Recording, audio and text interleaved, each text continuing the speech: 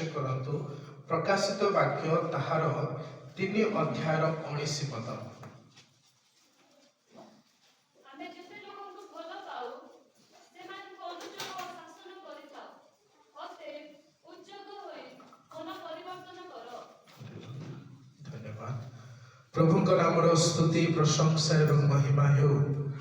ଆଜିର ଏହି ପବିତ୍ର ଦିନରେ ଆମ୍ଭମାନଙ୍କୁ ସଦାପ୍ରଭୁ ତାହାଙ୍କରି ଗହଣାରେ ରଖିବା ନିମନ୍ତେ ଏକତ୍ରିତ କରିଅଛନ୍ତି ଏବଂ ତାହାଙ୍କରି ସ୍ତୁତି ପ୍ରଶଂସା କରିବା ନିମନ୍ତେ ଆମ୍ଭମାନଙ୍କୁ ଦୂରାଦୂରରୁ ଆଜିର ଏହି ସଭାରେ ଅଂଶଗ୍ରହଣ କରିବାରେ ପ୍ରଭୁ ସାହାଯ୍ୟ କରିଅଛନ୍ତି। ଆମ୍ଭେମାନେ ଅଧ୍ୟୟନ କଲୁ ପ୍ରକାଶିତ ତାହାର 3 ଅଧ୍ୟାୟର 19 ପଦ। ଏହା ଏକ ଜଣାଶୁଣା ପଦଟି ଅଟେ, କିନ୍ତୁ ଏହି ପଦଟି ପ୍ରତି ଆଜିର ସଭାରେ ଆମ୍ଭେମାନେ ଆଲୋଚନା କରୁ। ପ୍ରଭୁ ଆମମାନଙ୍କୁ ବାହୁଲ୍ୟ ରୂପରେ ଆଶୀର୍ବାଦ କରନ୍ତୁ। ଆମ୍ଭେମାନେ ଅଧ୍ୟୟନ କରିଅଛୁ, କିନ୍ତୁ ପୁନର୍ବାର ଏହି ପଦଟିକୁ ଅଧ୍ୟୟନ କରୁ। ଆମ୍ଭେ ଯେବେ ଲୋକକୁ ଭଲ ପାଉ ସେମାନଙ୍କୁ ଅନୁଯୋଗ ଓ ଶାସନ କରିଥାଉ। ଅତଏବ ଉଦ୍ଯୋଗ ହୋଇ ମନ ପରିବର୍ତ୍ତନ କର। ପ୍ରଭୁ ଆମମାନଙ୍କ ପ୍ରତ୍ୟେକକୁ ସହବର୍ତ୍ତୀ ହେବା ସତ୍ତ୍ୱେ ସାହାଯ୍ୟ କରନ୍ତୁ। ଆସୁ ନିଜ ନିଜକୁ ସମର୍ପଣ କରୁ କରୁ ଏହି ବାକ୍ୟ ନିମନ୍ତେ ଆମେ ମନୋଯୋଗ ଦେଇ ପଦେ ପ୍ରାର୍ଥନା କରିବା। ଧନ୍ୟବାଦ ଦେଉଛୁ ପିତା, ତୁମରି ନାମର ଗୌରବ ହେଉ। ବାକ୍ୟରୂପୀ ପରମେଶ୍ୱର, ତୁମରି ନାମର ଗୌରବ ଏବଂ ସ୍ତୁତି ପ୍ରଶଂସା କରୁଛୁ। ଏହି ବାକ୍ୟକୁ ବୁଣୁ ବୁଣୁ ପିତା ପ୍ରତ୍ୟେକ ତୁମରି ଆତ୍ମାରେ ପରିଣତ ହୁଅନ୍ତୁ ବୋଲି ମାଗୁଛୁ। ଏହି ବାକ୍ୟର ନିକଟକୁ ଜାଣିବା ପାଇଁ ତୁମ ଆତ୍ମାଙ୍କ ଉପସ୍ଥିତିରେ ତୁମ୍ଭେ ନିଅ ବୋଲି ମାଗୁଛୁ। ତୁମ ଆତ୍ମାଙ୍କ ଜରିଆରେ ଆମମାନଙ୍କୁ ତଳି ଧରି ରଖ ବୋଲି ମାଗୁଛୁ। ଏତେବେଳେ ପ୍ରଭୁ ତୁମରି ନାମରେ ସମର୍ପିତ ହେଉ। ସ୍ୱର୍ଗକୁ ଉନ୍ମୁକ୍ତ କର। ତୁମରି ଆତ୍ମାରେ ପ୍ରଭୁ ଆମମାନଙ୍କୁ ଆବୋରି କରି ଧରି ରଖ। এই বাক্য তোমার ইচ্ছারে প্রভু তুমি প্রকাশ করো বলি মাগু। তুমি সহবর্তী প্রতিপালক হো। তোমার চরণ নিজকে নত সমর্পিত হচ্ছে। তোমার ইচ্ছা যোজনারে তুমি কথা কই তুমি মহিমা এবং গৌরব পাও বলে মাগুছ। স্তুতি প্রশংসা মহিমা তো তোমারই নাম রাখি যিশুଙ୍କ নামରେ মাগুছ। আমেন। Hallelujah, hallelujah. আজির প্রসঙ্গ নাম শাসনর উপকারিতা। শাসনর উপকারিতা। এই শাসনরে পরমেশ্বর উপকারিতা রখিଅଛନ୍ତି। কেউ কেউ বিষয়କୁ ନେଇ পরমেশ্বর শাসন କରନ୍ତି এবং শাসনରୁ ଉପକାରିତା ଆମମାନଙ୍କ ଜୀବନରେ ପରମେଶ୍ୱର କଣ ରଖିଅଛନ୍ତି সেই বিষয়ে ଆମେମାନେ ଆଲୋଚନା କରିବା। এই ଶାସନରେ 4 ଗୋଟି ଉପକାରିତା ପରମେଶ୍ୱର ଆମମାନଙ୍କ ଜୀବନ ରଖିଅଛନ୍ତି। ଆମେମାନେ ଅଧ୍ୟୟନ କଲୁ ପ୍ରକାଶିତ ତାର 3 ର 19 ପଦ। ଏଥିରେ ଲେଖାଯାଏ, ଆମେ ଯେତେ ଲୋକକୁ ଭଲ ପାଉ ସେମାନଙ୍କୁ ଅନୁଯୋଗ ଶାସନ କରିଥାଉ। ସଦାପ୍ରଭୁଙ୍କ ସ୍ତୁତି ଏବଂ ପ୍ରଶଂସା ଗୌରବ ହେଉ। ସଦାପ୍ରଭୁଙ୍କ ମହିମା ହେଉ। ଶାସନର ଉପକାରିତାର ଆମ୍ଭେମାନେ କେଉଁ ପ୍ରକାର ଲାଭବାନ ହେଇପାରିବା, ଆଜିର ଏହି ବାକ୍ୟରେ ଆମ୍ଭେମାନେ ଅଧିକ ଗୁରୁତ୍ୱ ଦେଇ ମନୋଯୋଗ ଦେଇ ଶ୍ରବଣ କରୁ। ଏହି ଶାସନରେ ସଦାପ୍ରଭୁ 4 ଗୋଟି ଉପକାରିତା ରଖିଅଛନ୍ତି। ଏଭଳି ତାହାର 12 ଅଧ୍ୟାୟ ତାହାର 5 ରୁ ଆମ୍ଭେମାନେ ଅଧ୍ୟୟନ କରୁ। ପୁତ୍ରମାନଙ୍କ ପରି ତୁମମାନଙ୍କ ପ୍ରତି ଉକ୍ତ ଏହି ଉତ୍ସାହ ବାକ୍ୟ ଭୁଲିଅଛ। ହେ ମୋର ପୁତ୍ର, ପ୍ରଭୁଙ୍କ ଶାସନକୁ ଲଘୁ ଜ୍ଞାନ କର ନାହିଁ, କିମ୍ବା ତାହାଙ୍କ ଦ୍ୱାରା ଅନୁଯୋଗ ପ୍ରାପ୍ତ ହେଲେ କ୍ଳାନ୍ତ ହୁଅ ନାହିଁ। କାରଣ ପ୍ରଭୁ ଯାହାକୁ ପ୍ରେମ କରନ୍ତି ତାହାକୁ ଶାସନ କରନ୍ତି। ପୁଣି ଯେଉଁ ପୁତ୍ରକୁ ସେ ଗ୍ରହଣ କରନ୍ତି ତାହାକୁ ସେ ପ୍ରହାର କରନ୍ତି। ପ୍ରଥମ ଶାସନ ଉପକାରିତା ଏହା ଅଟେ, ସଦାପ୍ରଭୁ ଯାହାକୁ ପ୍ରେମ କରନ୍ତି। ତାମାନେ ସଦାପ୍ରଭୁ ଆମ ମାନଙ୍କୁ ଶାସନ କରିବା ପୂର୍ବରୁ ସେ ଆମମାନଙ୍କ ଜୀବନରେ ପ୍ରଥମ ଉପକାରିତା ରଖନ୍ତି, ସେ ପ୍ରେମ କରନ୍ତି, ସେ ଆମମାନଙ୍କ ଜୀବନ ପ୍ରେମ ରଖନ୍ତି। ଏଥିପାଇଁ ସେ ଆମମାନଙ୍କୁ ସେ ଶାସନ କରନ୍ତି। ତାର 5 ଅଧ୍ୟାୟରେ ଆମେ ମାନେ ଅଧ୍ୟୟନ କଲୁ। ଆଉ ପୁତ୍ର ମାନଙ୍କ ପରି ତୁମମାନଙ୍କ ପ୍ରତି ଉକ୍ତ ଏହି ଉତ୍ସାହ ବାକ୍ୟ ଭୁଲିଅଛ। ହେ ମୋର ପୁତ୍ର, ପ୍ରଭୁଙ୍କ ଶାସନକୁ ଲଘୁ ଜ୍ଞାନ କର ନାହିଁ। ଯାହା ଆମମାନଙ୍କ ଜୀବନରେ ପରମେଶ୍ୱର ଶାସନ କରନ୍ତି, ସେହି ଶାସନକୁ କେବେ ମଧ୍ୟ ଲଘୁ ଜ୍ଞାନ କରନ୍ତୁ ନାହିଁ। ପରୀକ୍ଷା ଯେତେବେଳେ ପରମେଶ୍ୱର ଆଣନ୍ତି, କାହା କାହାଙ୍କ ଜୀବନରେ ପରମେଶ୍ୱର ପରୀକ୍ଷା ଆଣନ୍ତି। ମାଥ୍ୟୁ ତାର 4 ଅଧ୍ୟାୟରେ 1 ପଦ। ମାଥ୍ୟୁ ତାର 4ର 1 ପଦ। ସେତେବେଳେ ଯୀଶୁ ଶୈତାନଙ୍କର ପରୀକ୍ଷିତ ହେବା ନିମନ୍ତେ ଆତ୍ମାକୁ କଟୁକ ପ୍ରାନ୍ତରକୁ ନୀତ ହେଲେ। ଆଉଥରେ। ସେତେବେଳେ ସେତେବେଳେ ଯୀଶୁ ଶୈତାନ ଦ୍ୱାରା ପରୀକ୍ଷିତ ହେବା ନିମନ୍ତେ ଆତ୍ମାକୁ ଆତ୍ମାକୁ କଟୁକ ସେତେବେଳେ କହିଲେ କେତେବେଳେ? ଯଦି ଆମେ ଅଧ୍ୟୟନ କରୁ 3 ଅଧ୍ୟାୟର 16 ଏବଂ 17 ପଦ। ପ୍ରଭୁ ଯୀଶୁ ଖ୍ରୀଷ୍ଟ ବାପ୍ତିଜିତ ହେଲେ ଏବଂ ଆତ୍ମା କପଟ ରୂପ ନେଇ ଆସିଲେ ତାଙ୍କର ସୁଗନ୍ଧରେ। ତାପରେ 4ର 1 ପଦରେ ଆମେ ଅଧ୍ୟୟନ କଲୁ, ସେତେବେଳେ ପରୀକ୍ଷକ ପ୍ରଭୁ ଯୀଶୁ ଖ୍ରୀଷ୍ଟଙ୍କ ନିକଟବର୍ତ୍ତୀ ହେଇ ପରୀକ୍ଷା କରୁଅଛନ୍ତି।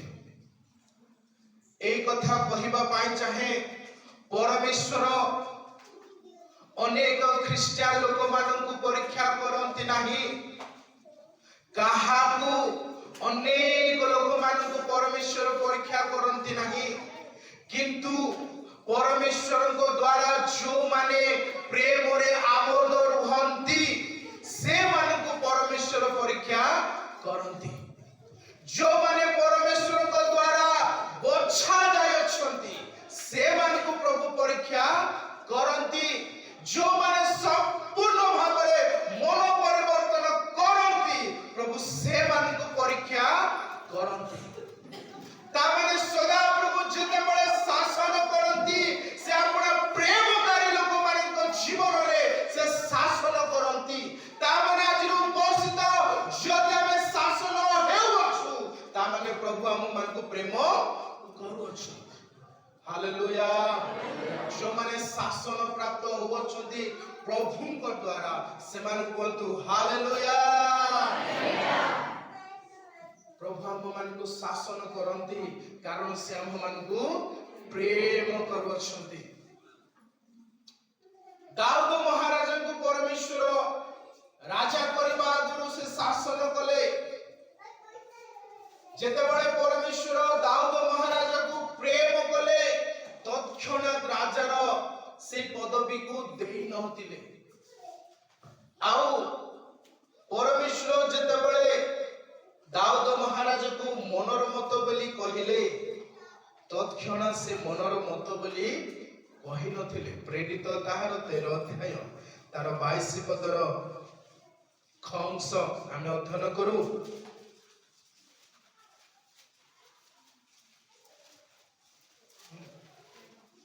13:22। ପୁତ୍ର ଦାଉଦଙ୍କୁ ପାଇଅଛୁ, ସେ ଆମର ମନର ମତ ବ୍ୟକ୍ତି, ସେ ସମସ୍ତ ବିଷୟରେ ଆମର ଇଚ୍ଛା ପାଳନ କରିବ। ଆମେନ୍। ସେ ଆମର ମନର ମତ ବ୍ୟକ୍ତି, ସେ ସମସ୍ତ ବିଷୟରେ ଆମର ଇଚ୍ଛା ପାଳନ କରିବ। ମନର ମତ ବ୍ୟକ୍ତି ବୋଲି କହିବା ଆଗରୁ ତତ୍ସଙ୍ଗେ ପରମେଶ୍ୱର ଦାଉଦଙ୍କୁ ପ୍ରେମ କଲେ ସତ, କିନ୍ତୁ ମନର ମତ କହିଲେ ସତ କଥା। କିନ୍ତୁ ତା ଆଗରୁ ପରମେଶ୍ୱର ତାଙ୍କୁ ମନର ମତ କହିନଥିଲେ କିମ୍ବା ପ୍ରେମ କରୁ କରୁ ରାଜାଙ୍କୁ ବା ଦାଉଦ ମହାରାଜାଙ୍କୁ ରାଜାର ପଦବୀରେ ରଖିନଥିଲେ। ରାଜା କରିବା ଆଗରୁ ପରମେଶ୍ୱର ତାଙ୍କ ଜୀବନରେ ଏକ ଶାସନ ଭାବରେ ଛିଡ଼ା କରିଲେ। ତାଙ୍କ ଜୀବନରେ କଷ୍ଟ ଦେଲେ। ସେଇ କଷ୍ଟ ଦେଇ ସେ ଗଲେ ଯାଏ ସଦାପ୍ରଭୁ ତାଙ୍କୁ ରାଜାର ପଦବୀ ପ୍ରଭୁ ରଖିଲେ। କେହି ଜଣେ ପୁଣି ସାହାଯ୍ୟ କରନ୍ତୁ। ପ୍ରଥମ ସାମୁଏଲ ତାହାର 17 ଅଧ୍ୟାୟର 4 ପଦ। ଏଥିରେ ଗାଦ ନିବାସୀ ଗୋଲିଆଥ ନାମକ ଏକ ମନୁଷ୍ୟ ଯୋଦ୍ଧା ଫିଲିଷ୍ଟିୟମାନଙ୍କ ଛାଉଣିରୁ ବାହାର ହେଲା। ସେ 6.5 ହାତ ଉଚ୍ଚ। ଏଥିରେ ଗାଦ ନିବାସୀ ଗାଲିଆଦ ନାମକ ଏକ ମଲ୍ଲ ଯୋଦ୍ଧା ଫିଲିଷ୍ଟିୟମାନଙ୍କ ଛାଉଣିରୁ ବାହାର ହେଲା। ସେ 6.5 ହାତ ଉଚ୍ଚ। ଫିଲିଷ୍ଟିୟରୁ ଆସିଥିବା ଏକ ମଲ୍ଲଯୁଦ୍ଧ ବ୍ୟକ୍ତି ଯାହାଙ୍କଠାରେ ପ୍ରତ୍ୟେକ ବିଷୟ କେଉଁ ପ୍ରକାର ଯୁଦ୍ଧ କରିବା ସେଇ ବିଷୟରେ ଶିକ୍ଷା ବା ସେଇ ବିଷୟରେ ତାଲିମ ପ୍ରାପ୍ତ ହୋଇଥିବା ଜଣେ ବ୍ୟକ୍ତି ଯାହାଙ୍କ ନାମ ଗାଲିଆଦ ଏବଂ ସେଇ ବ୍ୟକ୍ତି 6.5 ହାତ ଉଚ୍ଚ ବ୍ୟକ୍ତି ଥିଲେ। ସେଇ ବ୍ୟକ୍ତି ଇସ୍ରାଏଲଙ୍କ ସହିତ ଯୁଦ୍ଧ କରିବା ପାଇଁ ଡାକ ପକାଉଥିବା ସମୟରେ ଇସ୍ରାଏଲର ସୈନ୍ୟ ଇସ୍ରାଏଲ ରାଜା ପଛଘୁଞ୍ଚା ହେଉଥିବା ବେଳେ ଦାଉଦ ଆଗକୁ ଆସିଥିଲେ। ଯେତେବେଳେ ପରମେଶ୍ୱର ଦାଉଦଙ୍କୁ ରାଜା କରିବା ଆଗରୁ ଗଲିଆଥ ତା ପାଖରେ ରଖାଗଲା। ଯେତେବେଳେ ସଦାପ୍ରଭୁ ଆମମାନଙ୍କୁ ଉନ୍ନତି ପଥରେ ନେବା ପାଇଁ ଯାଉଅଛନ୍ତି ତା ମାନେ ସଦାପ୍ରଭୁ ଆମମାନଙ୍କ ଜୀବନରେ ଗଲିଆଥକୁ ଛିଡ଼ା କରିବେ ହିଁ କରିବେ। ଯଦି ଗଲିଆଥରୁ ଆମ୍ଭେମାନେ ବିଜୟ ହେବା ତେବେ ସଦାପ୍ରଭୁ ଆମମାନଙ୍କୁ ସେ ଅଧିକାର ଦେବେ। ହାଲେଲୁୟା। ଯେତେବେଳେ ରାଜାକୁ ସେ ରାଜାର ପଦବୀରେ ରଖିବା ଆଗରୁ ପରମେଶ୍ୱର ତାଙ୍କୁ ଶାସନ କଲେ। ସେଇ ଶାସନ ବ୍ୟକ୍ତି ଥିଲା କିଏ?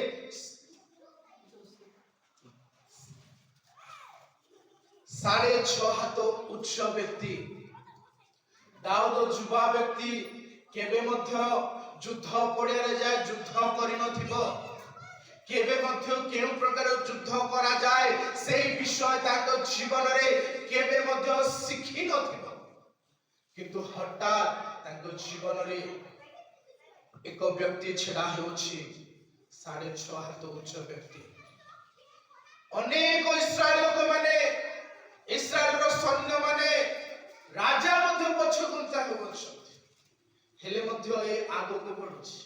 ଆଜିର ସେହି ଦାଉଦଙ୍କୁ ପରମେଶ୍ୱର ଶାସନ କରିବା ପାଇଁ ଚାହାନ୍ତି। ସେଇ ଦାଉଦଙ୍କୁ ପରମେଶ୍ୱର ଖୋଜୁଅଛନ୍ତି। ଆଜିର ଉପସ୍ଥିତ ଆମ୍ଭେମାନେ କଣ ସେ ଦାଉଦର ଆତ୍ମା ଆପଣା ଜୀବନରେ ନେବା କି?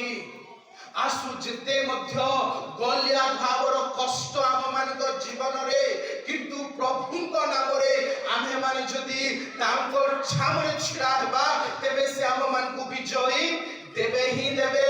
କାରଣ ଗଲିଆଥ କହିଲେ ଏଇ ଯୁଦ୍ଧ ମୋର ଯୁଦ୍ଧ ନୁହେଁ, ଏଇ ଯୁଦ୍ଧ ସଦାପ୍ରଭୁଙ୍କର ଯୁଦ୍ଧ। ଯେଉଁ ପରମେଶ୍ୱର ମୋତେ ବଳ ପ୍ରାପ୍ତ କରାଇବେ ସେଇ ପରମେଶ୍ୱରଙ୍କ ନାମରେ ମୁଁ ଯୁଦ୍ଧ କରିବା ପାଇଁ ଯିବି। ଆଜି ସେଇ ପ୍ରଭୁଙ୍କ ନାମରେ ଆମେ ଯୁଦ୍ଧ କରିବା ପାଇଁ ବାହାରୁଛୁ କି? ଉପାସନା ତ ଦୂରର କଥା, ଉପାସନା ଦୂରର କଥା। ପ୍ରଭୁଙ୍କ ପ୍ରୟୋଜନର ଉପାସନା ଆମେ ମାନେ କରୁଛୁ କି? ପ୍ରଭୁଙ୍କ ପ୍ରୟୋଜନର ଉପାସନା ଆମେ ମାନେ କରିବା ଆବଶ୍ୟକତା। ମାଥ୍ୟୁ ଲିଖିତ ସୁସମାଚାର ତାହାର 15 ଅଧ୍ୟାୟ ଏ ପଦଟି ରଖିଥାନ୍ତୁ ପ୍ରଥମ ସାମରେ। ଧନ୍ୟବାଦ। ମାଥ୍ୟୁ ଲିଖିତ ସୁସମାଚାର ତାର 15 ଅଧ୍ୟାୟ ତାହାର 8 ଏବଂ 9 ପଦ ପଢ଼ି ସାହାଯ୍ୟ କରିବେ। ଏହି ଜାତି ମୁଖରେ ଆମକୁ ସମାଧାନ କରନ୍ତି କିନ୍ତୁ ସେମାନଙ୍କ ହୃଦୟ ଆମଠାରୁ ଦୂରରେ ଥାଏ। ସେମାନେ ମନୁଷ୍ୟମାନଙ୍କୁ ବିଧିଗୁଡ଼ିକ ଧର୍ମର ଉପଦେଶ ବାଣୀ କରି ଶିକ୍ଷା ଦେଇ ବୃଥାରେ ଆମର ଆରାଧନା କରନ୍ତି। ଏହି ଜାତି ମୁଖରେ ଆମ୍ଭକୁ ସମାଦର କରନ୍ତି କିନ୍ତୁ ସେମାନଙ୍କ ହୃଦୟ ଆମଠାରୁ ଦୂରରେ ଥାଏ। ଏହି ଜାତିରେ କଣ ଆମ୍ଭେମାନେ ମଧ୍ୟ ଏହି ଜାତିରେ ଅଛୁ ତ? ମୁଖରେ ସେମାନେ କରନ୍ତି, ହୃଦୟରେ ନାହିଁ। ଯୋହନ ଲିଖିତ ସୁସମାଚାର ତାର 2 ଅଧ୍ୟାୟ ତାର 6 ପଦ। ଆଉ ସେଠାରେ ଯୁହୁଦୀ ମାନଙ୍କର ସୂଚୀକରଣ ରୀତି ଅନୁସାରେ 2 ବା 3 ମହଣିଆ 6 ଗୋଟା ପଥର ଜାଳ ରଖାଯାଏ। এই 6 ଗୋଟି ଜାଳ ଯୁହୁଦୀ ରୀତିନୀତି ଅନୁସାରେ ରଖାଯାଇଥିଲା। এই ଗୋଟି 6 ଗୋଟି ଜାଳ ସେମାନଙ୍କର ରୀତିନୀତି ଅନୁସାରେ ରଖାଯାଉଥିଲା। এই ଜାଳକୁ ଗୃହର ବାହାରେ ହିଁ ରଖାଯାଉଥିଲା। এই ଜାଳର ଜଳ ଖାଲି ଗୋଡ଼ ଏବଂ ହସ୍ତକୁ ଧୋଇବା ପାଇଁ ବୋଲି ରଖା ଯାଉଥିଲା। এই ଜାଳ ଖାଲି ରୀତିନୀତି ଅନୁସାରେ ଥିଲା। ଆଜି କ'ଣ ପ୍ରଭୁଙ୍କ ପ୍ରୟୋଜନ ନିମନ୍ତେ ଆମ୍ଭେମାନେ ରୀତିନୀତି ଅନୁସାରେ ଗତି କରୁଛୁ କି? এই ଜାଳ ରୀତିନୀତି ଅନୁସାରେ କେଉଁ ପର୍ଯ୍ୟନ୍ତ ଥିଲା? ଯେଉଁ ପର୍ଯ୍ୟନ୍ତ ପ୍ରଭୁ ଯୀଶୁ ଖ୍ରୀଷ୍ଟ ଆସି ନଥିଲେ ସେ ବିବାହ ଗୃହରେ। ଯେତେବେଳେ ପ୍ରଭୁ ଯୀଶୁ ଖ୍ରୀଷ୍ଟ ସେଇ ଗୃହରେ ଆସିଲେ ସେତେବେଳେ এই ରୀତିନୀତି ଯୁହୁଦୀର ରୀତିନୀତି କାନାନର ବିବାହିତ ପରିବର୍ତ୍ତିତ ହୋଇଥିଲା।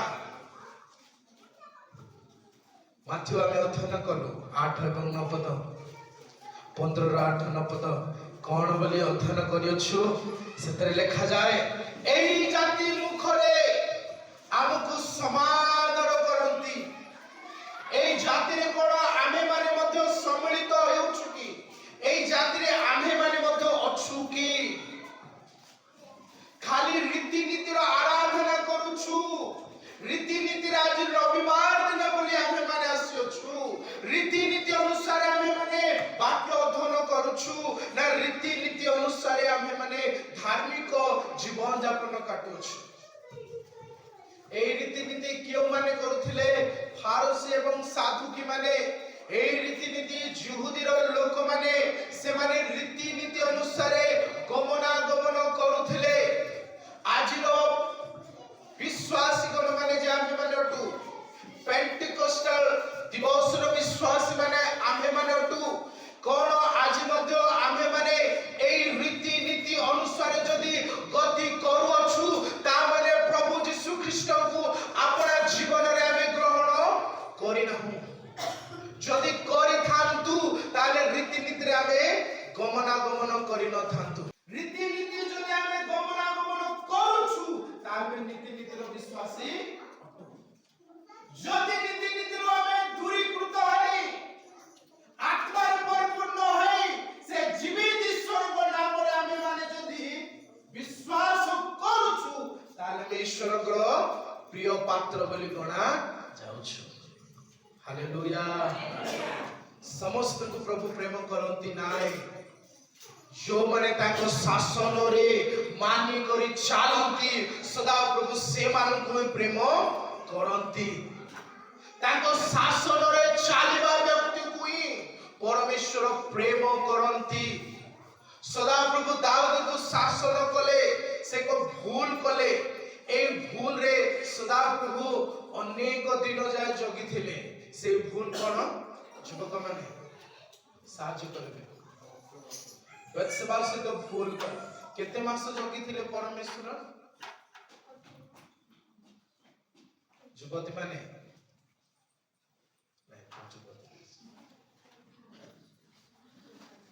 କେତେ ମାସ ପରମେଶ୍ୱର ଦାଉଦକୁ ଶାସନ କରିବା ପାଇଁ ନିରବତା ରହିଥିଲେ? ଶୀଘ୍ର କଲେ ନାହିଁ, କାରଣ ସଦାପ୍ରଭୁ କ୍ରୋଧରେ ଧୀର। 9 ମାସ ବେତ୍ସେବା ଯେତେବେଳେ ଗର୍ଭବତୀ, ସାଧାରଣ ଭାବରେ ଆମେ ଜାଣିଛେ ପରମେଶ୍ୱର ନିରବତା ରଖିଲେ।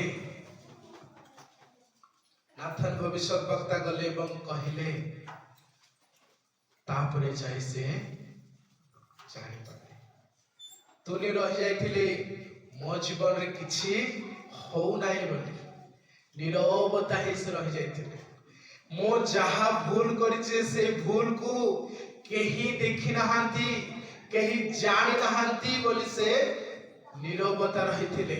କିନ୍ତୁ ସଦାପ୍ରଭୁ ଜାଣିଥିଲେ।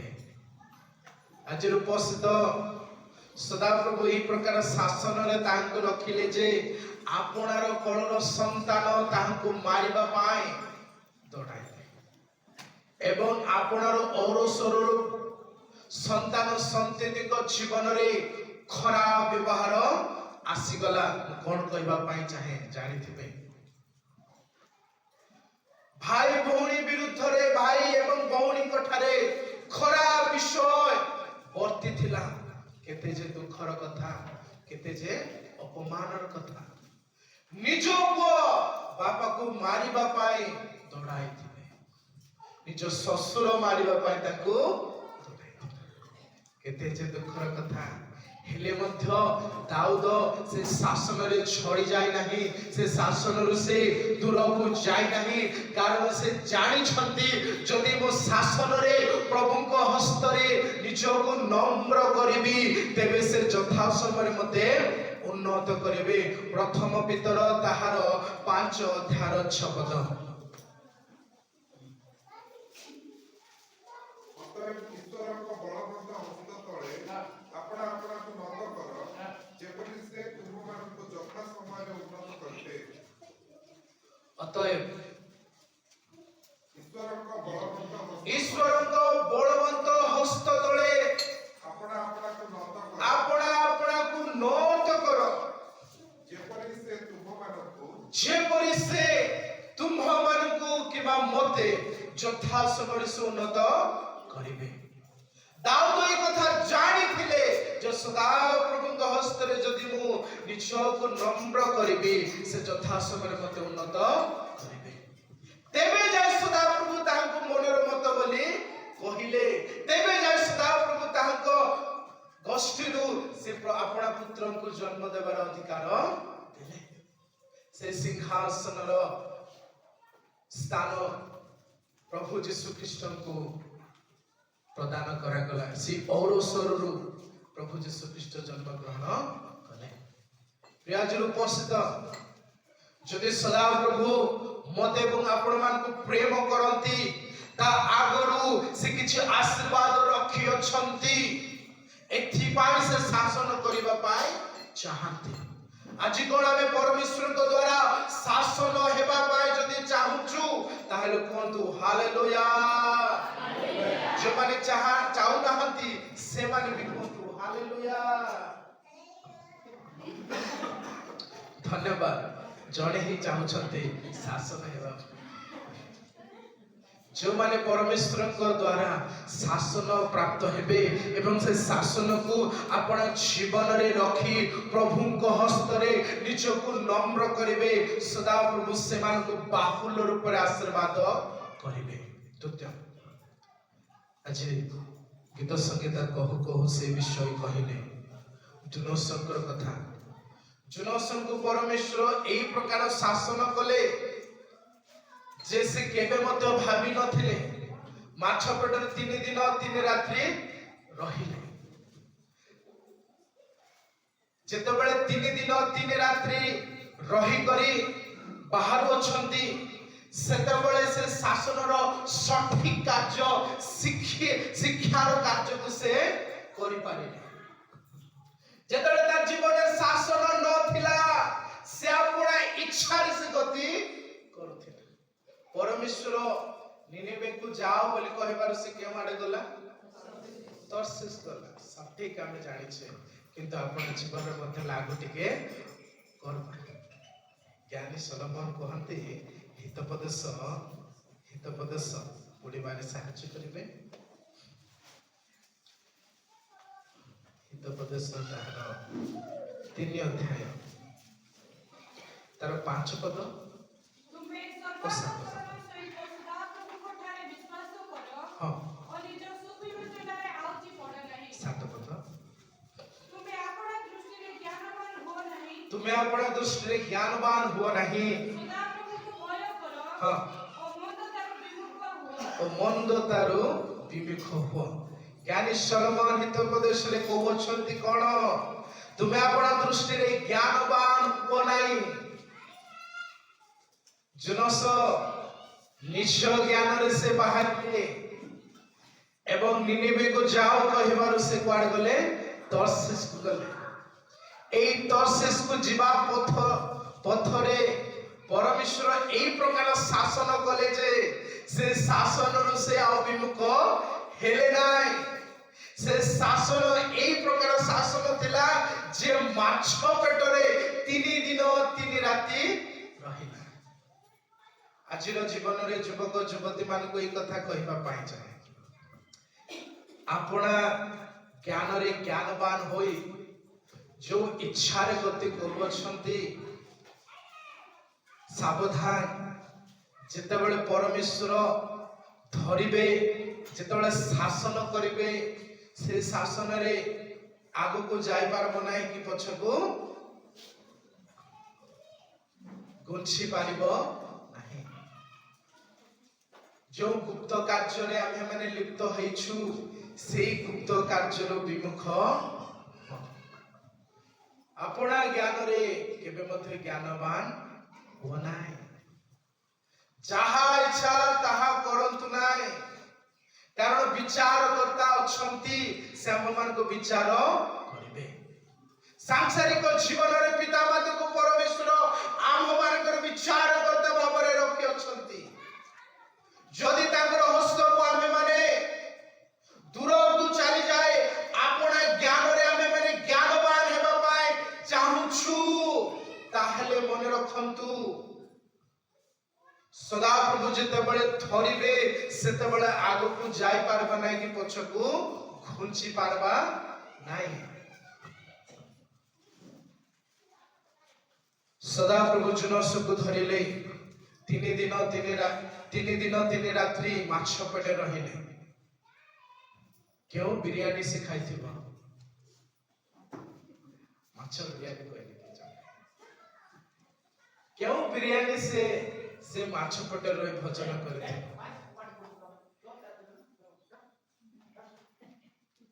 क्यों प्रकार भड़ारे से 3 दिन 3 रात्रि रही चिंता कर। आमर किसान से भल जगार किंबा क्यों भल जगार से रही आडंबर रही कि एसी लगे सोफा सेट रे बसी भलर फुकुथिबो नाइ नाइ। एसी रे बसी भल खटरे सहिबो मने पकोथिबो हमर घर लोग एते भाबर रही छथि। जा हो मते प्रभु एठे आनी छथि, सुख रे अछि बेली 3 दिन 3 राति भाबिथिबो कि। चिंता करंतु प्रिय जन उपस्थित, स्मरण करंतु जनसंकर से क्लेश शासन जिते प्रभु कले जनसंक जीवन में क्यों प्रकार शासन था ताहा थिला। कहीं जने काढंतु से जनस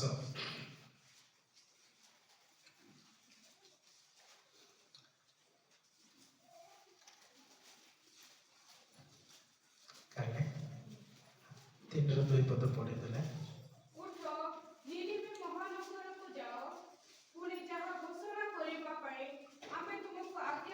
सॉरी 2 ରୁ 2 पढ़ले ठीक 2 आउ से कहिले मु अपना दुख सकासु सदा प्रभु को डाकिले। आनंद समय जुनस डाकिले नाही, जेतेबेले ताको जीवन रे दुख आसिला सेतेबेले से डाकिला, सेतेबेले से शासन ताको सठिक पथरे नेबा पाए बाध्य कला। आज जदि सदा प्रभु को दृष्टि रे हम माने शासन होछु ता माने से हम मान को प्रेम करंती। प्रभु हम मान को सहवर्ती बसते साहाय्य करंतु, प्रभु अनुग्रह करंतु, हम मान को जीवन रे से शासन करी आशीर्वाद करिबा पाए से चाहंती। से शासन रे हम मान को उपकारता रखिबा पाए से चाहंती।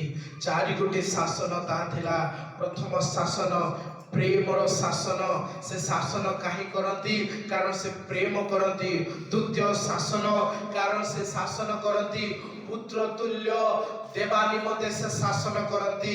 तृतीय शासन से आम मानकर मंगल निमंते से शासन କରନ୍ତି। ଚତୁର୍ଥ ଶାସନ ସେ ଆମମାନଙ୍କୁ ଧାର୍ମିକର ସ୍ୱଭାବରେ ନେବା ନିମନ୍ତେ ସେ ଆମମାନଙ୍କୁ ଶାସନ କରନ୍ତି। ପ୍ରଭୁ ଆମମାନଙ୍କୁ ଶାସନ ଏଥିପାଇଁ କରନ୍ତି, ଚାରିଗୋଟି ଉପକାରିତାରେ ରଖିବା ପାଇଁ। ପ୍ରଥମେ ପ୍ରେମରେ ଆବଦ୍ଧ ହୋଇ ପ୍ରଭୁଙ୍କର ଠାରେ ରହିବା ପାଇଁ। ଦ୍ୱିତୀୟ ପୁତ୍ର ତୁଲ୍ୟ ବ୍ୟବହାର ଦେବା ନିମନ୍ତେ। ତୃତୀୟ ମଙ୍ଗଳ ନିମନ୍ତେ। ଚତୁର୍ଥ ସେ ଧାର୍ମିକ ସ୍ୱଭାବ ବା ଧାର୍ମିକ ଜୀବନ ଯାପନରେ ରଖିବା ନିମନ୍ତେ ସେ ଶାସନ କରନ୍ତି।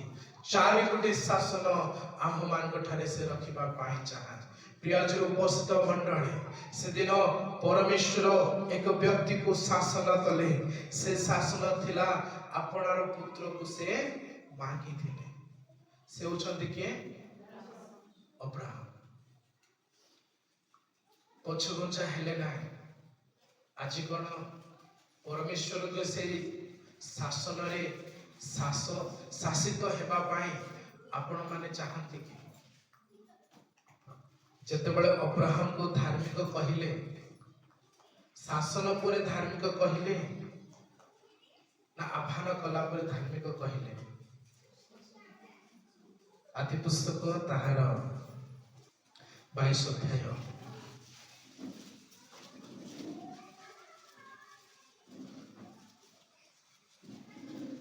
ତାହାର 12 ପଦ ପଢ଼ି ସାହାଯ୍ୟ କରିବେ। ତହିଁରେ ସେ କହିଲେ, ତୁମେ ସେହି ବାଳକର ପ୍ରତିକୂଳରେ ହସ୍ତ ବିସ୍ତାର କର ନାହିଁ ଓ ତାହା ପ୍ରତି କିଛି କର ନାହିଁ, କାରଣ ପରମେଶ୍ୱରଙ୍କ ପ୍ରତି ତୁମର ଭୟ ଅଛି। ଏହା ଏବେ ଆମେ ବୁଝିଲୁ, ଯେହେତୁ ତୁମେ ଆମକୁ ଆପଣର ପୁତ୍ର, ଆପଣର ଏକମାତ୍ର ପୁତ୍ରକୁ ଦେବାକୁ ହିଁ ଅସମର୍ଥ ନୋହିଲ। ସେତେବେଳେ ଅବ୍ରାହମ ଅନାଇ ଆପଣା ପଛଆଡ଼ ବୁଦାର ଲତାରେ ବଧଶୃଙ୍ଗ ଗୋଟିଏ ମେଷ ଦେଖିଲେ। ତହିଁରେ ଅବ୍ରାହମ ଯାଇ ସେହି ମେଷକୁ ଆଣି ଆପଣା ପୁତ୍ର ବଦଳେ ତାକୁ ହୋମ ନିମନ୍ତେ ଉତ୍ସର୍ଗ କଲେ। ପୁଣି ଅବ୍ରାହମ ସେହି ସ୍ଥାନର ନାମ ଜିହୋଭା ଜିରି, ସଦାପ୍ରଭୁ ଯୋଗାଇବେ ରଖିଲେ। ସଦାପ୍ରଭୁ ଯେତେବେଳେ ଅବ୍ରାହମକୁ ଧାର୍ମିକର ଗଠନରେ ଗଠିତ ନେବା ପାଇଁ ଚାହୁଁଥିଲେ, ପ୍ରଥମେ ତାହାଙ୍କୁ ଶାସନ କଲେ। ଧାର୍ମିକର ଶାସନ ଥିଲା ଆପଣା ପୁତ୍ରକୁ ମାଗିଥିଲେ। ସଦାପ୍ରଭୁ ଆମର ଗୌରବ ହଉ ଯଦି ଆମେ ଶାସିତ ହେବା ପ୍ରଭୁଙ୍କ ହସ୍ତରୁ। କଣ ଆଜି ପରମେଶ୍ୱରଙ୍କ ନାମରେ ଆମେମାନେ ଯଦି ଶାସିତ ହେବା ପାଇଁ ଚାହୁଁଛୁ, କଣ ସଦାପ୍ରଭୁ ଯାହା ଆମ୍ଭମାନଙ୍କୁ ମାଗନ୍ତି ତାହା ଆମେ ଦେବା ପାଇଁ ପ୍ରସ୍ତୁତ କି? ସଦାପ୍ରଭୁ ଯାହା ଆମମାନଙ୍କୁ ମାଗନ୍ତି ସେଇ ବିଷୟ ପ୍ରସ୍ତୁତ ଆମେମାନେ ଅଟୁ କି? ପ୍ରିୟଜନ ଉପସ୍ଥିତ, ଆସୁ ଆପଣା ସ୍ଥାନରୁ ବାହାରି ଯାଉ। ସଦାପ୍ରଭୁଙ୍କ ହସ୍ତରେ ଆମେମାନେ ନିଜକୁ ସମର୍ପଣ କରୁ। ପ୍ରଭୁ ଯେଉଁ ଦୁଃଖରେ ଆମ୍ଭମାନଙ୍କୁ ନେଉଅଛନ୍ତି, ଯେଉଁ କଷ୍ଟରେ ଆମ୍ଭମାନଙ୍କୁ ନେଉଅଛନ୍ତି, ସ୍ମରଣ କରନ୍ତୁ ତାହା ଆମମାନଙ୍କର ମଙ୍ଗଳ ପାଇଁ। ସଦାପ୍ରଭୁ ଆମମାନଙ୍କୁ ପ୍ରେମ କରିବା ପାଇଁ, ସଦାପ୍ରଭୁ ଆମମାନଙ୍କୁ ପୁତ୍ରର ଅଧିକାର ଦେବା ପାଇଁ, ସଦାପ୍ରଭୁ ଆମମାନଙ୍କ ଜୀବନରେ ଧାର୍ମିକ ଗଣିତ କରିବା ପାଇଁ ସେ ଆମମାନଙ୍କୁ ଶାସନ କରୁଅଛନ୍ତି। ହାଲେଲୁୟା। ଧନ୍ୟବାଦ ହେଉଛୁ, ଧନ୍ୟବାଦ ହେଉଛୁ ତୁମରି ନାମରେ ସମର୍ପିତ ହେଉ। ପ୍ରିୟଜନ ଉପସ୍ଥିତ ମଣ୍ଡଳୀ, ସଦାପ୍ରଭୁଙ୍କ ଚରଣରେ ସମର୍ପିତ ହେବା ସମସ୍ତେ। ଯଦି ଆମେ ଶାସନ ବା ଶାସିତ ଏ ପର୍ଯ୍ୟନ୍ତ ହେଉନାହୁଁ, ତାହେଲେ ପ୍ରଭୁ ଆମମାନଙ୍କୁ ପ୍ରେମ କରନ୍ତି ନାହିଁ। ଯଦି ପରମେଶ୍ୱର ଆମମାନଙ୍କୁ ଶାସନ କରୁନାହାନ୍ତି, ସେହି ଏପ୍ରିଲ 12:7-8-9 ପଦରେ ଲେଖାଯାଏ, ତୁମ୍ଭେମାନେ ଚାରଜର ସନ୍ତାନ ଅଟ ବୋଲି। ଯଦି ଆମେ ଶାସନ ବା ଶାସିତ ପ୍ରଭୁଙ୍କ ଦ୍ୱାରା ହେଉନାହୁଁ, ମନେ ରଖନ୍ତୁ ସେମାନଙ୍କୁ କୁହାଯାଉଅଛି ଚାରଜର ସନ୍ତାନ। ଏହି ଶାସନକୁ ମନୋଯୋଗ ଦେଇ प्रभु हस्तरे जो माने समर्पित हुअंती नाही ए शासन को भूल पथरे नियंती ए शासन मो जीवन रे परमेश्वर कले एथिपाय मु प्रभु ठारो दूरीकृत हेबी बोली जो माने भावंती सदा प्रभु सेमान को जीवन रे को पथ रखती चार जर संतान प्रियजर उपस्थित मंडली पुत्रतर तुल्य जदि हेबा पाए जदि आमे चाहूछु तांकरी अनुसार गमनागमन करिबा तांकरी इच्छा आमे माने गमनागमन करिबा तांकरी शासन रे शासित होई गमनागमन करिबा धन्यवाद होछि पिता तुम्हारे नामर गौरव महिमा हो से शासन करिबे एवं उन्नत पथरे मध्य से नेबे से विचार करता टंती एक को अवनत एक को उन्नत करिबा परमेश्वर से अटंती कहा को शासन करिबे केउ भाबरे शासन करिबे काहे की शासन करिबे शासन करिबार उपकारिता से जानती यदि तांकर स्तरे आमे माने शासित हो ता माने से आम मानकर पिता अटंती से आम माने तांकर पुत्र को हालेलुया से पुत्र अधिकार पाए से आम मान को शासन करती आज कोन से पुत्र तुल्य हेबा पाए आज कोन आमे माने अपना को नोट करिबा की से शासित वा शासनकारी परमेश्वर को स्तरे धन्यवाद हो पिता तुम्हारे नाम गौरव हो सदा प्रभु परीक्षा करती जो माने तांकरी पुत्रतर अधिकार पाती जो माने पिता पुत्र पवित्र आत्मा को नाम रे बाप्तिजित होती जो माने संपूर्ण मन परिवर्तन करती जो माने प्रभु को पथ रे चलती से मान को परमेश्वर परीक्षा करती ओ हालेलुया प्रियजर उपस्थित प्रभु चरण समर्पित हुअन्तु जहाँ शासित हेलाउछि जहाँ परमेश्वर शासन करती ताहा मंगल निमंते से शासन करती आइबकु परमेश्वर शासन कले दुई गुण आशीर्वाद देले दाऊद को शासन कले राजर पदवी रखिले मनर मत बोली परमेश्वर कहिले धन्यवाद हो पिता तुम्हारे नाम गौरव महिमा करो पुत्रतर अधिकार देवा निमंते से आम मान को शासन करबा पाए चाहती आज कोन तांक पुत्रतर अधिकार हेबा निमंते आमे ताकर हस्त रे शासित हेबा पाए निज निज को प्रस्तुत की सिखिति राला बसमान लेबा ओ रिबाला बाला बाली